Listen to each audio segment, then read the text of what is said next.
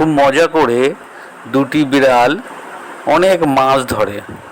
তারপর তারা আস্তে আস্তে সেখান থেকে পাড়ের দিকে ওঠার চেষ্টা করতে থাকে। তারপর দুজনা মিলে পাড়ে চলে আসে এবং ঠিক করে যে তারা কিছু মাছ তার নিজেরা খাবে। সেই কথা মতো তারা পেট ভরে দুজনে মিলে মাছ খায়। খাওয়ার পর তারা সেগুলোকে নিয়ে বাজারে ছুটে চলে এবং ঠিক করে বাজারে সেই মাছগুলোকে বিক্রি করবে। তাড়াহুড়োর মধ্যে রাস্তায় যেতে গিয়ে একটি গাড়ির সামনে এসে পড়ে যায় হঠাৎ করেই। তারপর সেই গাড়িতে ধাক্কা লেগে সব মাছ পড়ে যায় এবং তারা চিন্তায় পড়ে যায় কি করবে। তারই মধ্যে একটি বিড়াল অসুস্থ হয়ে পড়ে। তখন দ্বিতীয় বিড়ালটি তাকে কিছু খাবার খেতে দেয় এবং ঠিক করে সে ডাক্তারের কাছে যাবে।